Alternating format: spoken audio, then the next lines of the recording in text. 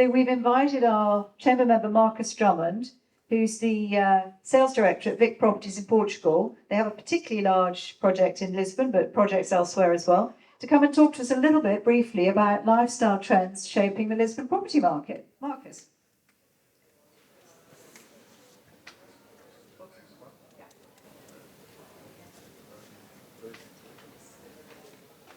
Thank you, Christina. Thank you, everyone, for being here today. I hope you can hear me well. Maybe I should get this a little closer. So my name is Marcus Drummond. I'm the sales director at Vic Properties. Vic Properties is a developer, a part of an international group specialized in Lisbon projects, especially since Portugal was earmarked and identified as a very dynamic market, which has been now going on over several years. Most of all, we are one of the main developers operating in and around Lisbon, with a pipeline of around 500,000 square meters already in the market and coming to market within the decade. We were asked to come here today tell you a little bit about Lisbon, what's shaping it, and what is making it such a hot destination, not only for tourism. People who follow that will have seen numerous awards, including the World Travel Awards last week, in which basically it was all Portugal, from the destination to the hotels to everything. So it's pretty hot right now. There's a lot of attention. And as we know, investment and also life choices follow that a lot. Right? And one of the things that we're here to talk about, of course, we're going to mention Lisbon. Who knows Lisbon already? Perfect. So almost everybody in the room. So one of the great things about Lisbon, right? Just to start off, I wanted to recap quickly, is that we're in Portugal. We've heard about Portugal, you know about Portugal, you know that it's politically, legally, and fiscally, financially stable. You know that it's ranked very highly in the Global Peace Index. This year it was ranked very recently 4th worldwide. The Global Peace Index is an indicator, it's a blend of 22 quality of life and criteria, okay? And within this blend, Portugal comes behind 3 countries alone, which are Iceland, Denmark, and New Zealand. So I usually say that we are ranked 4th in the Global Peace Index, but 1st in the Peaceful but Not Boring Index. Right? The lifestyle is highly appreciated. This is pretty much an uncontroversial statement. There's quite easy and affordable access to both healthcare and education of the highest standards, including some English players which have outposts in Portugal. So it's very easy, even for families, etc., to move there in a pretty much seamless way. It has been ranked by Forbes as the #1 country to retire to post-COVID.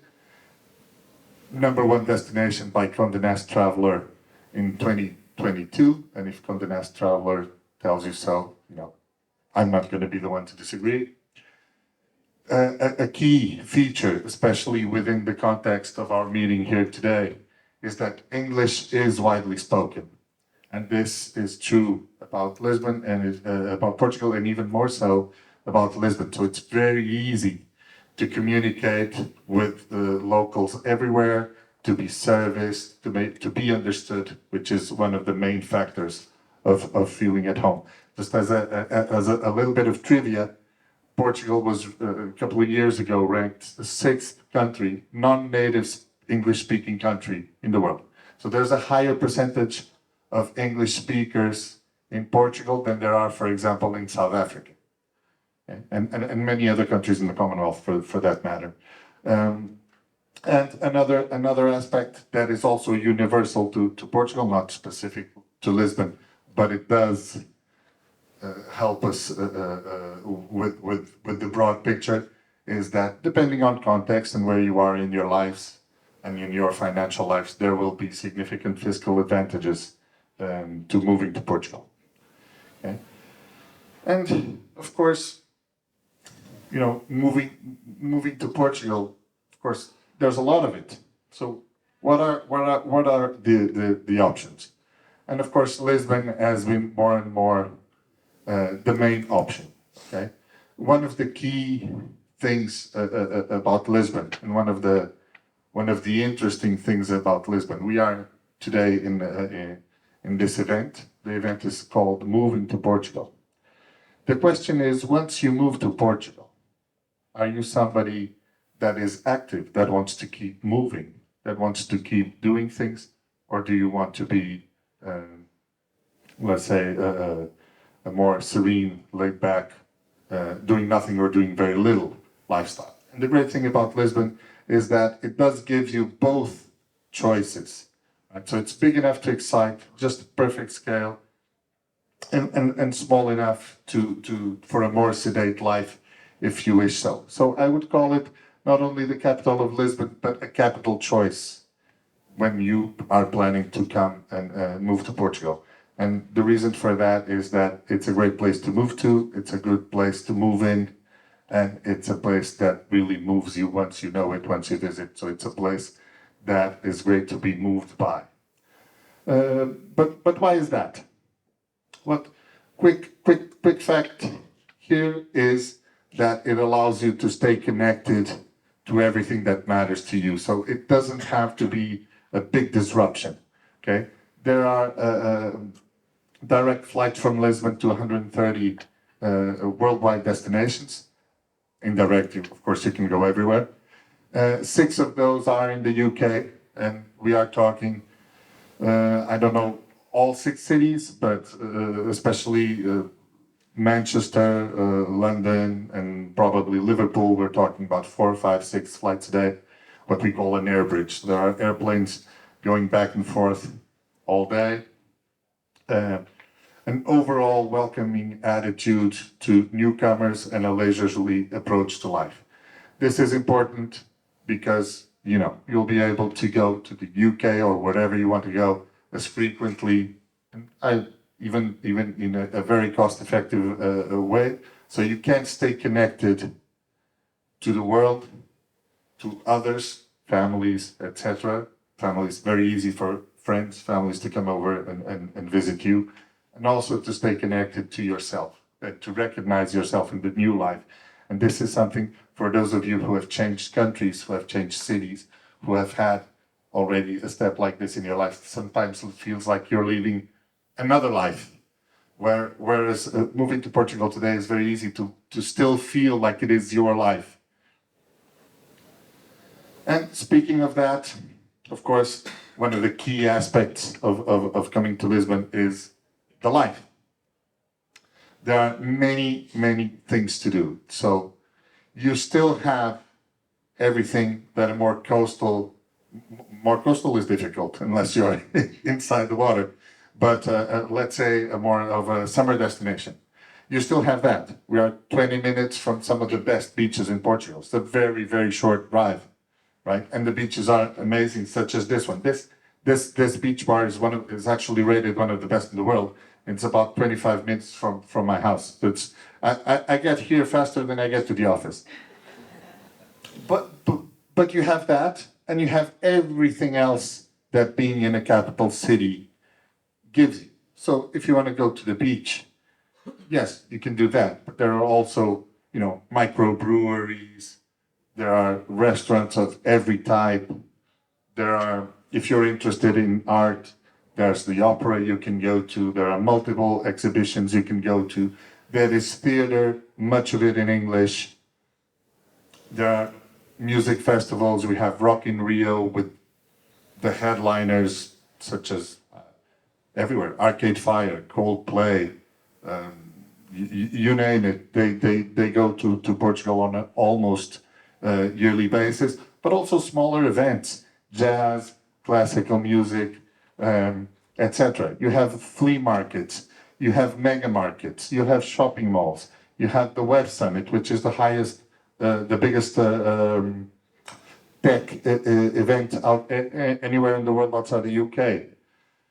You have parks that you can relax in, so pretty much the way the people do here in London, with the advantage that there are more days per year of weather that allows you to enjoy them. And you can practice every sport under the sun. So if you want to play golf, if you want to swim, if you want to surf, if you want to ride horses, you name it, it's very unlikely that you will be able to name a sport, no matter how niche, that doesn't have its supporters and its clubs and etc. in Lisbon. So Lisbon is able to give you everything that you expect from a more holiday destination, from a more, let's say, what you're expecting in the coast, but also the lifestyle and the choices and the options to stay active, to stay engaged, to do the things that interest you year round. Lisbon does have it. On top of that, we also come to one of the critical aspects of moving anywhere. And Lisbon has that in spades. So we have daily contact with people making this choice that many of you may be considering here today. And the drivers for moving to Lisbon are very varied. We do see multinational executives, we do see tech entrepreneurs who are making the decision to go there in a big way. There's a thriving digital and technological ecosystem in Lisbon. Lisbon alone has more unicorns than all of the Southern European countries combined. All of Spain, all of Italy, all of Greece, etc. There are more unicorns in Lisbon alone than in all of those countries, the whole countries combined. And they are, by the way, very close to where our projects are. We do see a lot of empty nesters, also active retirees, so people who retire, but as I mentioned before, they don't want to sit around too much. They want to keep doing things. They want to stay active. They want to stay engaged, and they're going to Portugal in droves, taking advantage also of the fiscal advantages that I mentioned earlier, and of course property investors, because an attractive market on itself is going to attract the people who are looking to capture the value being generated by those dynamics. So in every of these people, there's a wide variety, but they are coming in droves. Portugal is a much more international open city than it was 10 years ago, and so we see these dreamers coming. We see these doers coming, and they're able to go there regardless of why they're going, but enjoy a value proposition that is year-long, that is in many cases lifelong, and that is widely treasured. The question, and as I've written there, is what do you value? What is value for you? Is it just about money? Is it how you want to spend your days? Is it how you want to spend your life? Is it how you want to invest and get returns on that investment? And then even that can be very broad. You can invest your money, your time, your wisdom, and all of that. So this is the main question that you have to ask yourself, is what do you value? And very, very likely, regardless of tastes and preferences, Lisbon will have something for you, and it will be amazing. And of course, one of the key things, and we're here as property developers, also as probably one of the biggest investors ourselves in Lisbon real estate. We just got there a little bit ahead of many people, is that it is not at all difficult to make it yours. So at its best, and this is our main project, Prada Riverside Village, so right on the riverbank in Lisbon. It's very easy and much easier than in most other European capitals. You'll be able to afford a project of world-beating architecture, world-beating features, daily comfort year-round. So Prata Riverside Village, designed by Renzo Piano, whom many of you know here in London from the Shard, but very likely as well from other iconic buildings such as the Pompidou in Paris, the New York Times, Osaka Airport, and many, many others. Pritzker Award, of course, had this vision for the Portuguese riverfront. It's, as far as we know, the fastest selling development in the city, and it's something that happened a little bit in an organic way. We knew that the project was always going to have a broad appeal. We were not expecting to be today in October 22 with around 50% of Portuguese buyers and already 40 nationalities. So it really is a global community, and I don't know if the same thing happens here. I know that London is also quite international, but many people in Lisbon, for example, they want their kids to be in an international school because they think that is going to broaden their minds and open the horizons. But what will it do for your family, for example, to live in a place that has people from 40 people all over the world? You know, the friends that they will be growing up with, the neighbors that you will become friends with, etc. So we do have already in the first two stages that are finished a community hailing from over 40 countries, and that one of the residents calls the United Nations of Prata. I'm not going to, go into a lot of detail. We are here, right next door. We perfectly available to answer more specific queries and even generic ones about Lisbon. But I wanted to end this with a reflection by Renzo Piano himself, as I mentioned before, one of the great architects in the world, Pritzker Award winner. And in his Pritzker acceptance speech, he ended with this quote. One of the things, when people often ask us, so what's your average buyer like? And we don't really have an average buyer, because we have from studios to 4 bedrooms, from 300K to over 2 million. There's a lot of choice within Prata. There are a lot of drivers for people to move there. Is it because they want to be near the airport, a flat area of Lisbon, because they like the architecture and they see it almost as an art piece? Is it because it's comfortable, energy efficient? There are a lot of choices. But one of the things that they do have in common is that they are people who embrace the new, they embrace the future, and they are generally forward-facing, which is why I like this reflection by Renzo Piano. So the past is a safe refuge, the past is a constant temptation, and yet the future is the only place we have to go if we really have to go somewhere. And this is pretty much what is happening to the people already buying and living there, is what could happen to you as well if you decide to talk to us. Come and see it, come and experience it, and decide for yourselves whether it's for you or not. So again, I invite everyone here to move over to our booth next door and to keep this conversation going. See you soon.